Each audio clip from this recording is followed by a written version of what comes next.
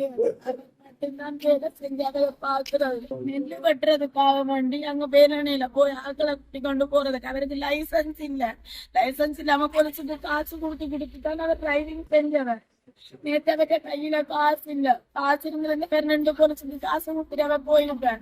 அப்ப அவர் கேட்க அவர் நிச்சயம் நிக்காம போனது கொண்டு போய் அவருக்கு மண்ணில கூப்பிட்டுருக்கீங்க. கையோட வச்சுல எங்களுக்கு நீங்க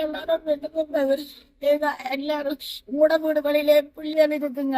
நீங்களுக்கு கேட்டு நடவடிக்கை எடுத்து தரணும். அந்த பொம்பளை பிள்ளைய அப்ப பெருசா இதண்டு இல்ல. அவர் தான் உங்களை பிள்ளைகளை பாக்குறேன்.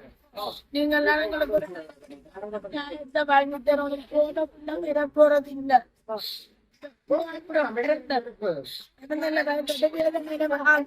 அவையில கூட்டி கொண்டு போய் வயல் வெட்டினு தானே அவையில கூட்டி கொண்டுதான் அங்க போய் வெட்டுறதுன்னு சொல்லித்தான் போனோம். போன இடத்துலதான் இப்படி நடந்த தங்கச்சிட்ட மனுஷனா 2 பேரும் எங்கட சவாரங்கள் அவைதான் போனது. அவர் பிடிச்ச இடத்துல அவர்கிட்ட ஒரு சாமானிய பெரும் பாகனம் அவர் அப்படி இருந்து தப்பு செய்யற அவருக்கு விரைக்குள்ள போட்டு விரைக்குள்ளதானே நடந்தது. அவர்கிட்ட எதுவும் இருந்திருக்குமே. அவர் அப்படி ஏதாவது தேவையில்லாதான் போறாரு. அவர் போலீஸ் காசுக்காக வேண்டித்தான் இந்த பிள்ளையச்சு கொண்டவன். மற்றும்படி ஒண்ணும் இல்ல. காசு காசு காசு காசா அள்ளி கைக்கோடும் அவங்களுக்கு. அவர்கிட்ட லைசன்ஸ் இல்லையா. அவருக்கு 14 வயசு. அவர் குடும்ப கஷ்டம்.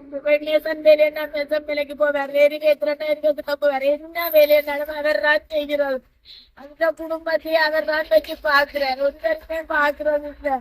அவைக்கு ஒரு தனிமில்லை. அவைக்கு சரியான கடன்.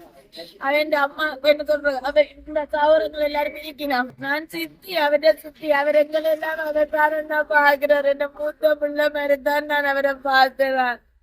எனக்கு செத்தா கூட அவர் தான் கொண்டு வைக்கணும். பிள்ளை என்ன சுத்தி சுத்தி என்ன நல்லா தானே நான் பார்த்தேன். இப்ப இந்த பிள்ளை எப்படி அநியாயமா கொண்டுட்டாங்க.